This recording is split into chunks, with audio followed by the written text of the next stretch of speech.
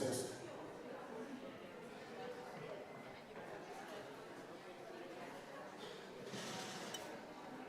Good morning. Good morning, everybody. Come on in and have a seat. Welcome to the River Road Unitarian Universalist Congregation. I'm Reverend Kären Rasmussen, your affiliate community minister. Laura and I will be your worship associates this morning. If this is your first time here in person, we welcome you. We hope you'll stop by the welcome table out there so we can get to know you and help you to get connected. For those watching live on YouTube, please feel free to join in the chat with our online host. If you're watching this at a later date and have questions, please visit our website to learn about how you can connect with us. The website is the way to go. A couple of announcements before we start. I want you to take a look at the volunteer survey form that was sent out on Friday and look for opportunities to connect. The General Assembly delegates will present in August or September. If you haven't guessed already, our guest preacher will be virtual today, so you will see Reverend Powers up here, if all our technology works. There we go. Reverend Connie will be out of the office on medical leave from June 25th through July 14th, and then on vacation and study leave from July 16th through July 31st. She is getting great care from her family and friends. Cards are welcome, and if you'd like to send Reverend Connie a card, please send it here, care of Anna, and we'll make sure she gets them all.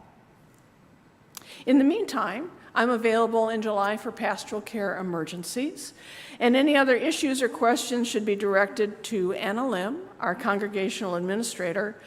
Reverend Connie will be replying to email on 1 August, so 1 August.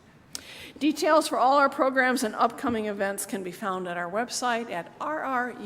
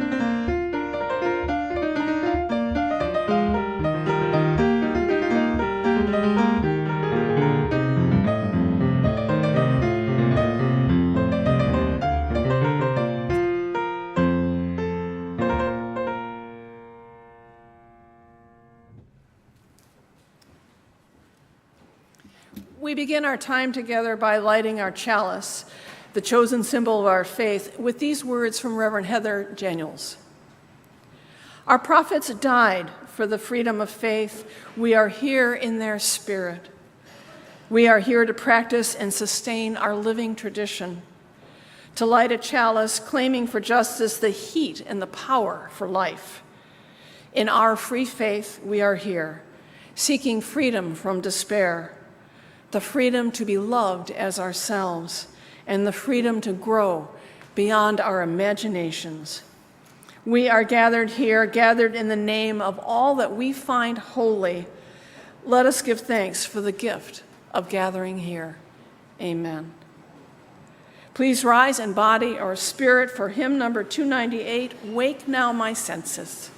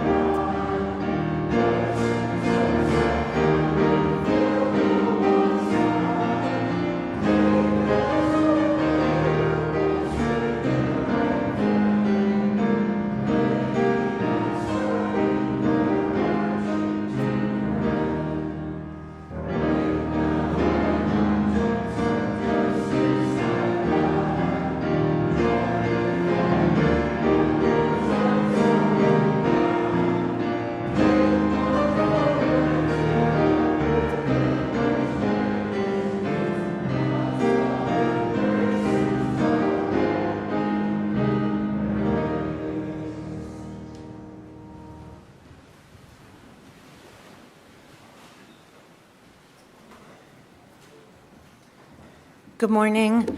I'm Laura Piervincenzi, Associate Director of Religious Education.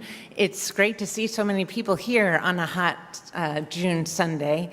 So today, for Prophetic Voices, we are sharing an animated version of one of my favorite books, The Dot by Peter H. Reynolds. In today's sermon, you will hear Reverend Samara Powers talk about moral imagination, what that is and what it calls us to do. And when I was thinking about her sermon, I thought of The Dot, because this story beautifully and simply illustrates what we can do to get past those feelings we might have of feeling stuck or not good enough when we're trying to be creative and exercise our imagination. It tells us to just start, just do what you can, and then own it.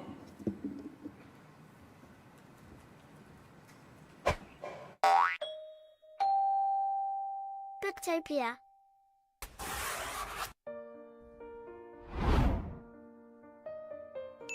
The Dot by Peter H. Reynolds.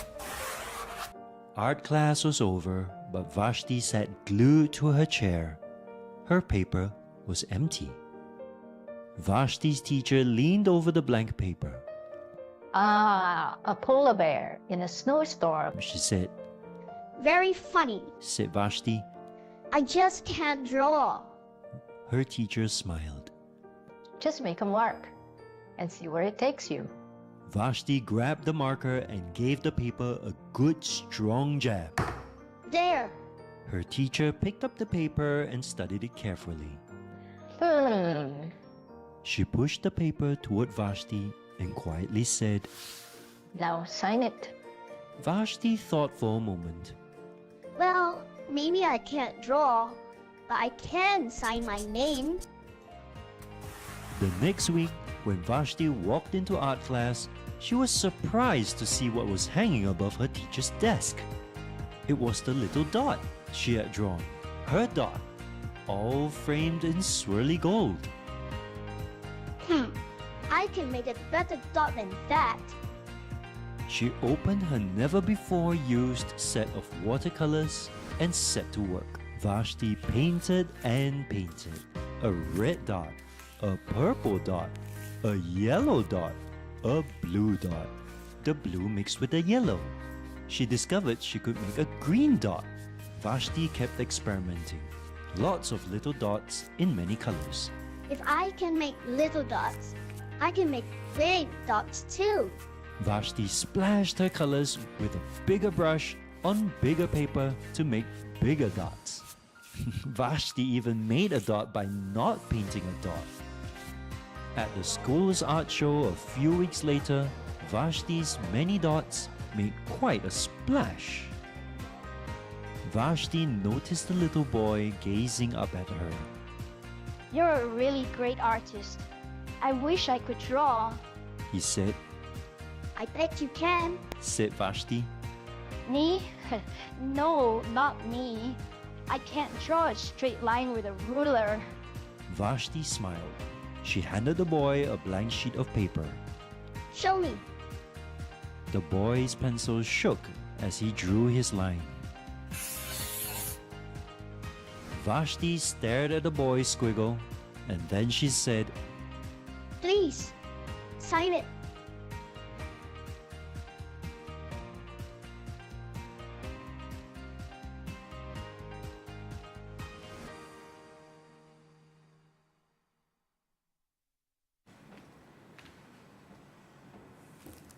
What a great story.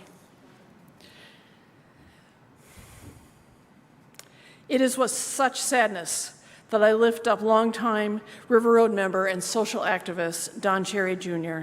He died on Saturday. He was surrounded in love by his family. We offer deep-felt condolences to his spouse Ginger Luke and all of the family members. Memorial services will be planned for later in the summer. I always liked it on Sunday mornings when I would look up to the corner where Don sat, and I always waved to him and said, "Hi, Don," and he always waved back. He will be greatly missed. With everything happening in the world, in our own lives, I invite you into a time of stillness. Breathe. Feel your heartbeat. Feel both the love and the power of being together in this community. I ask, either with your words or in your hearts, to say the names of those you are concerned about or those you are celebrating with, because both are important. We'll then have a few moments of silence. I lift up Dawn.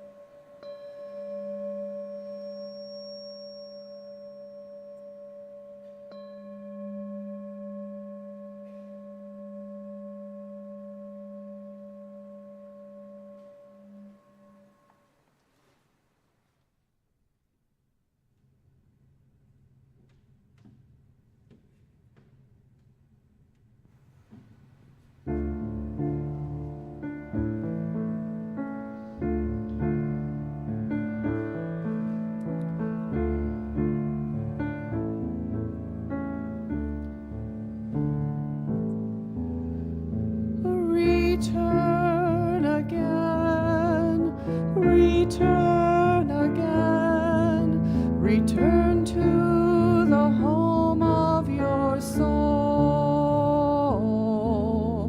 Return again, return again, return to the home of your soul.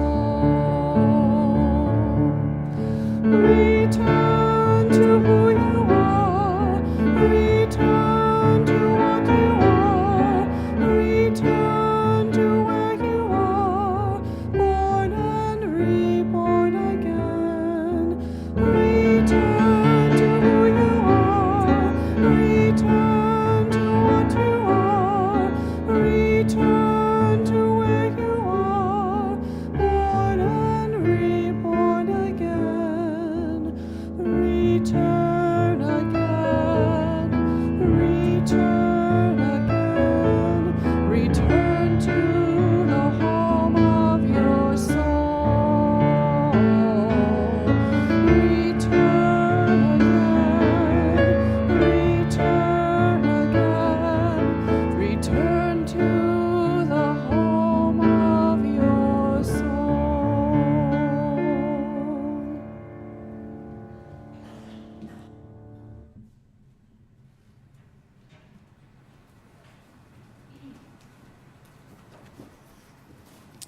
In support of our congregation and the community beyond, the morning offering will be gratefully received. We do so mindful of the fact that we draw water from wells we did not dig and pick fruit from trees we did not plant. This is as it should be, so long as we dig and plant for those who come after. If this is your first time visiting, please feel free to let the plate pass you by. Your presence is gift enough. To learn more about why we give of our financial treasure, you can check out our website at rruuc.org. There you can find information on our vibrant programs and all the ways to connect to the mission and vision of the community. You can also give right there on the main page by clicking the blue Give Online button. You can also text to give. The text to give number is 73256. 73256. Type RRUUC and the amount you'd like to give. Thank you for sharing your time, your talents, and your treasure.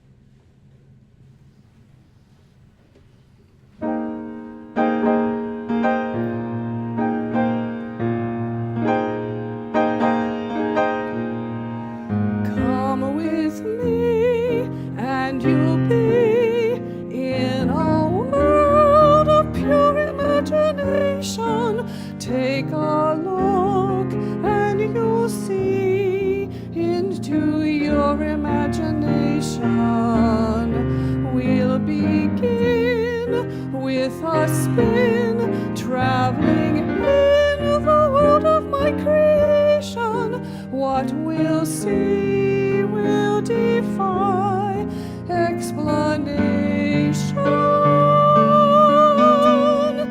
If you want to view paradise, simply look around and view it.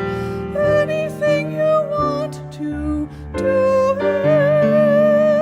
Want to change the world, there's nothing to it.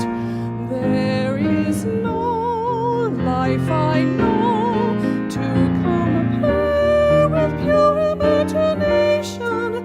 Living there, you'll be free if you truly wish to be.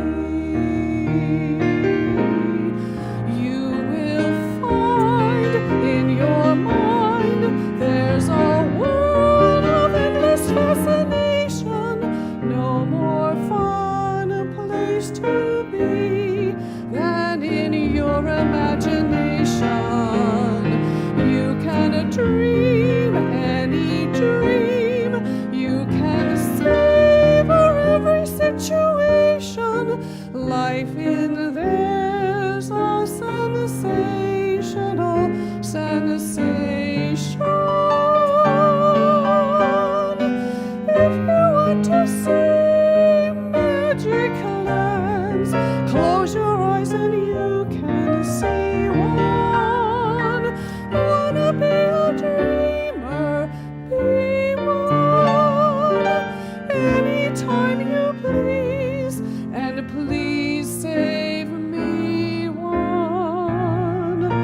There is no place to go to compare with your imagination.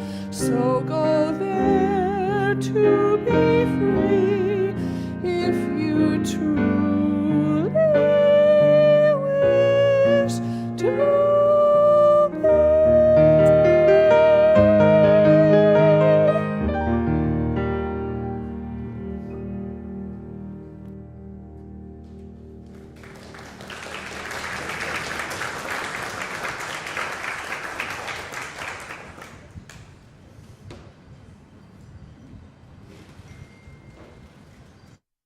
Good morning. Our reading today is a joke. Here it goes. A person dies and wakes up in heaven, and much to their surprise, learns that people connect with each other and make meaning in heaven much as they did on earth. On the orientation tour, the guide shows the person a stone cathedral with stained glass windows and incense wafting out, saying, "Those are the Episcopalians." The guide continues the tour, which includes an ashram, a Shinto shrine, a mosque, a synagogue, a stone-lined fire pit with beautiful candles, a sacred grove, a sweat lodge, and so on, to a multitude of sacred spaces. Eventually, they arrive at a clearing in a beautiful forest, where there sits a group of people gathered in a circle, drinking coffee and arguing. "Those are the Unitarian Universalists," the guide explains. "They're arguing about whether or not they're here."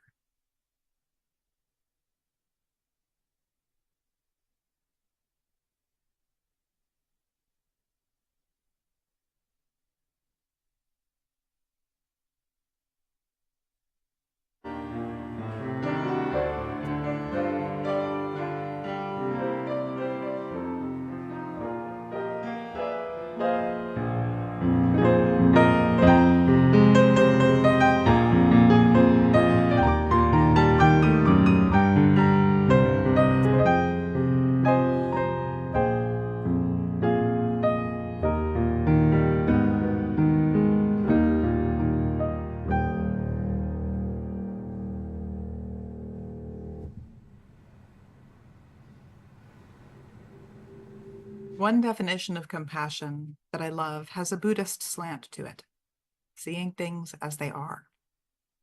There's an essential pragmatism to this that ends up being a really strong foundation for cultivating a moral imagination. What is moral imagination, you say? I'm so glad you asked. Author and preaching scholar Frank Thomas defined it like this: moral imagination is a way of thinking and being that is rooted in present circumstances, but that can give birth to something that does not exist yet. Rooted in present circumstances means acknowledging the hardship and injustice that seem endemic to society and to our human experience. But being able to give birth to something that doesn't exist yet is one way of talking about the realization of the beloved community.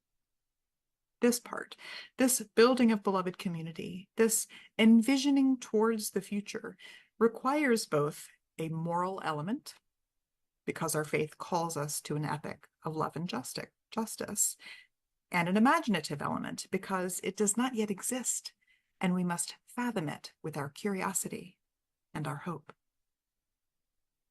A moral imagination needs both an ethics and a faith founded on the belief that the holy we, however we may define that from moment to moment, can work together to create beauty out of pain, to create justice out of injustice, and to create wholeness out of all the pieces of everything falling apart all around us.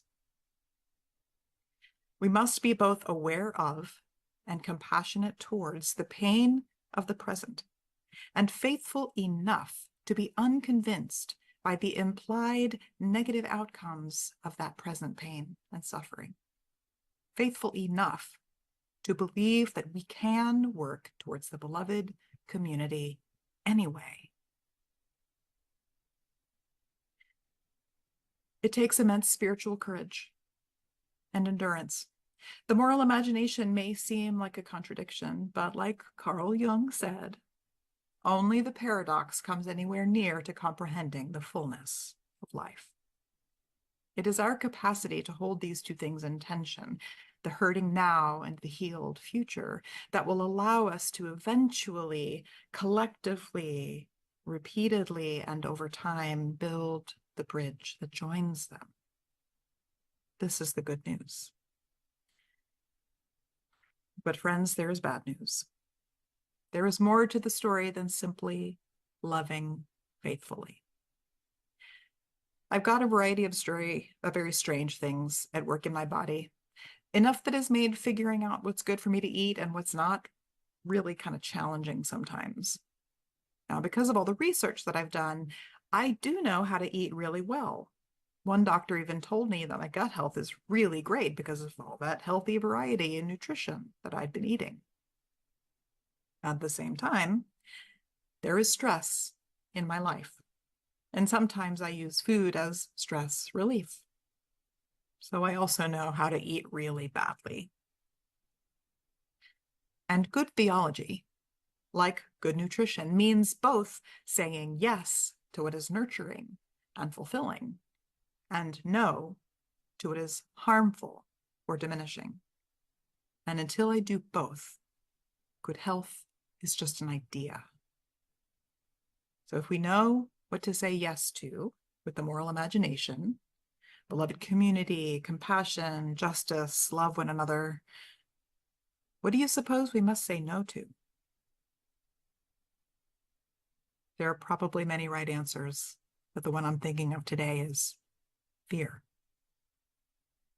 If you could boil down the human experience into two basic directions, the life-affirming pathway is love, and the life-limiting pathway is fear.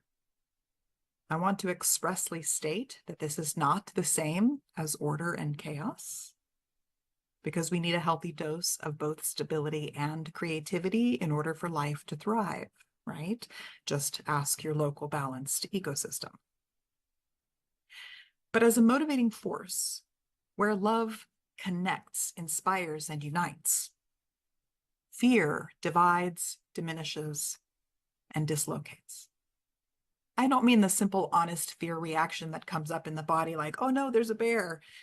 That's just stimulus response, right?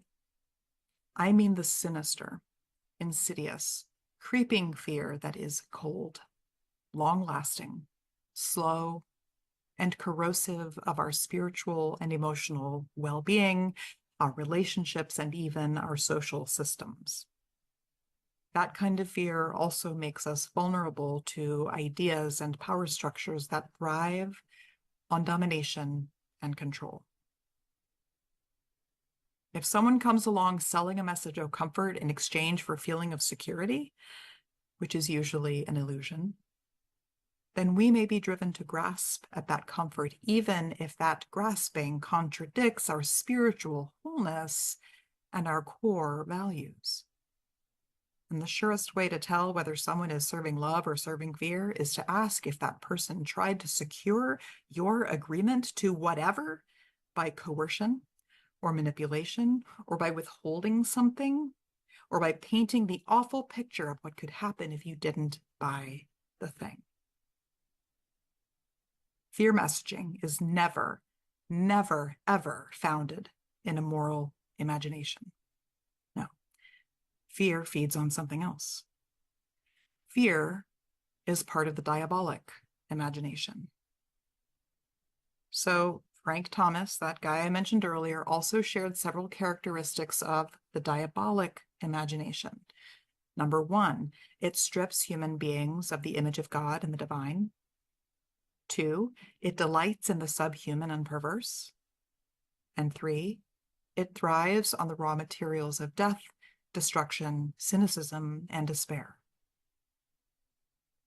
Spoiler alert, our modern US culture is dripping with systems and consequences arising out of the diabolic imagination. I guess it's not even really a spoiler at this point. Hypercapitalism, genocide, global boiling, white Christian nationalism, housing and healthcare and economic crises, military-industrial complex, medical-industrial complex, racism, sexism, ableism, anti-immigrant rhetoric, or nationalism of any kind, list goes on and on and on. Each one of us in this world must face the supreme challenge of not only cultivating the moral imagination, but equally vital, resisting succumbing to the ravages of diabolic imagination. Just like stances of love and fear, or even good and bad nutrition, one cannot fully occupy or embody both at the same time.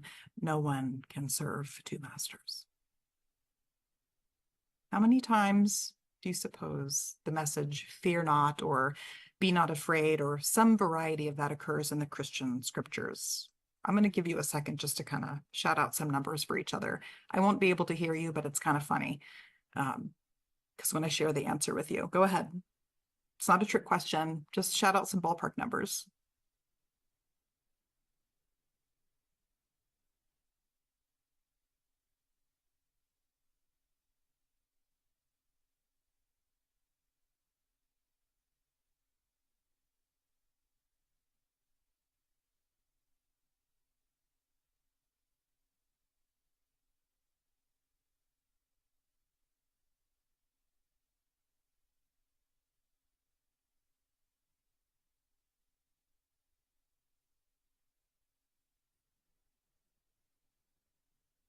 One definition of compassion that I love has a Buddhist slant to it. To the ravages of diabolic imagination. Just like stances of love and fear, or even good and bad nutrition, one cannot fully occupy or embody both at the same time. No one can serve two masters. How many times do you suppose the message, fear not, or be not afraid, or some variety of that occurs in the Christian scriptures? I'm going to give you a second just to kind of shout out some numbers for each other. I won't be able to hear you, but it's kind of funny because when I share the answer with you, go ahead. It's not a trick question. Just shout out some ballpark numbers. It's 365. 365 times, according to an internet search. Take it with a grain of salt. But it's like they knew, right? The collective wisdom knew that love thy neighbor was half the story. Fear not is the other half. You also need to fear not. It's challenging. You get to embody the soul-centered imperfection of a person who dares to keep trying. You get to decide every moment whether you are a person with the capacity to learn, to lean into your moral imagination, which seeks towards a beautiful future, or whether you have been falling prey to the diabolic imagination, which seeks only to go backwards and trucks only in perversion and can therefore only conceive of a perverse and contorted future. One of those philosopher guys that Frank Thomas was writing about believes that the true battle for our survival, and I would add the possibility of our thriving, is being waged within the imagination. Let me be clear. The battle is not imaginary. The battle is not imaginary. Rather, it is a contest of whether and what kind of imagination will prevail. And the battlegrounds, my friends, is the human conscience, our own conscience. Each of us must choose, often moment to moment, to make the courageous and the subversive choice to embrace a love and a hope that is rooted in moral imagination rather than giving in to despair.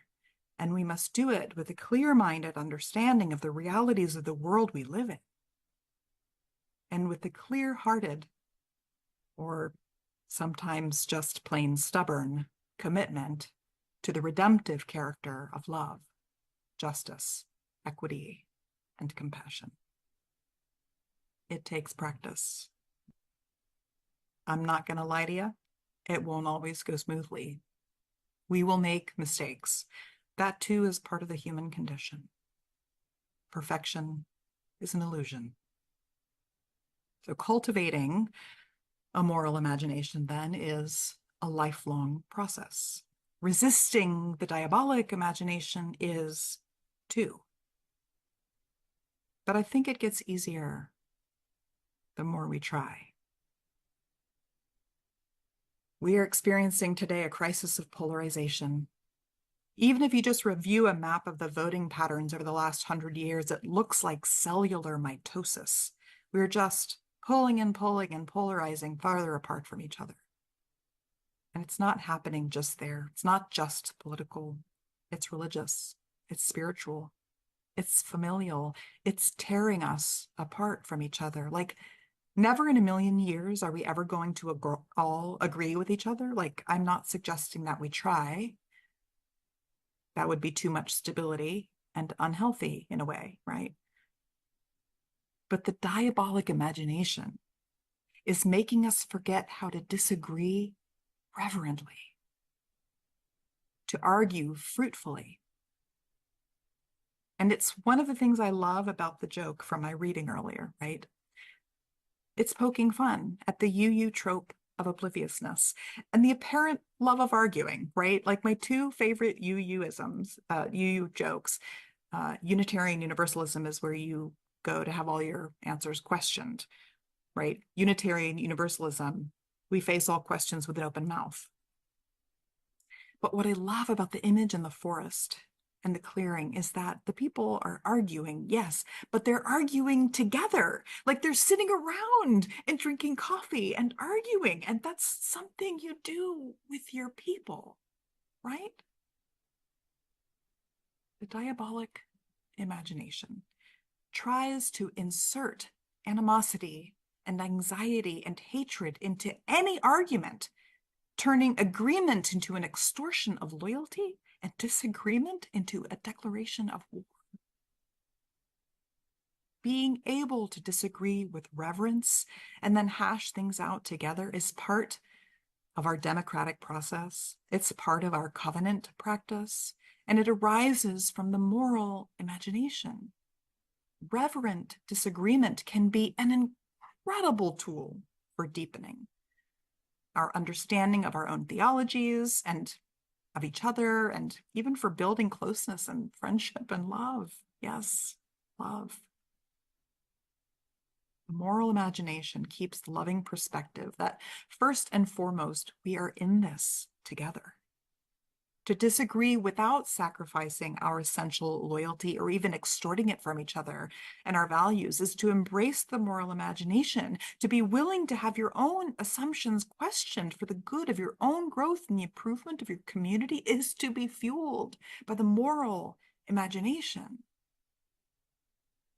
Like the universalist doctrine of abundant and universal love, moral imagination creates the pathways by which we may continue to connect with each other, to find our way together through the wilderness as we chisel ever widening curiosity and love-driven circles, making a trail on our way to the beloved community. That is why learning is a gift. Growing and doing better, whenever that happens, is always, always a gift. There is no such thing as too little or too late. Cultivating the moral imagination in yourself and dethroning the diabolic imagination is always a gift and a blessing whenever you do it. There is only the now, and you're trying and you're trying again, and you're trying again, and you're trying again and again and again in love and faith. Every attempt counts. They fuel our resilience. Each moment of embodying the moral imagination adds another grain of sand to the foundation of the beloved community. Each one adds a strand to the invisible web that connects us. Each one is a little swipe of the mop across our little corner of the universe. We, with our flawed and fragrant souls, we tender and daring, dreaming souls, we reckless or quiet or flagrant lovers of love, and we courageous and determined ruiners of ruin. Yes, we are bound for glorious wholeness that we can only, that we must imagine. May it be so.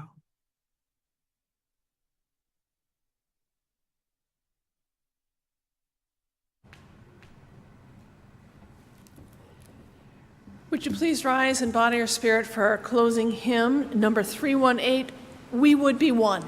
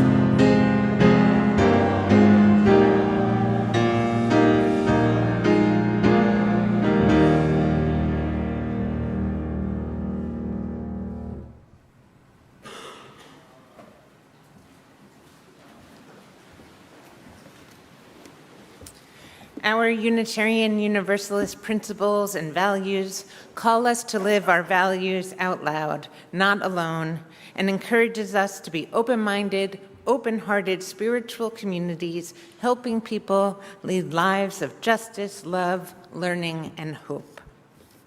This week, you can live your values by checking your e-weekly. The Support Democracy team has some upcoming actions, and our Black Lives Matter Roadside Witness team has published a summer schedule. The e-weekly is the most up-to-date source for all social justice and general goings-on. We close our time of worship together by extinguishing our chalice and reciting out loud together these words by Elizabeth Zella-Jones. We extinguish this flame, but not the light of truth, the warmth of community, our fire of commitment. These we carry in our hearts until we are together again. As we go out into our week, we work to be one with our values and share our voices into the community and to the world. Amen.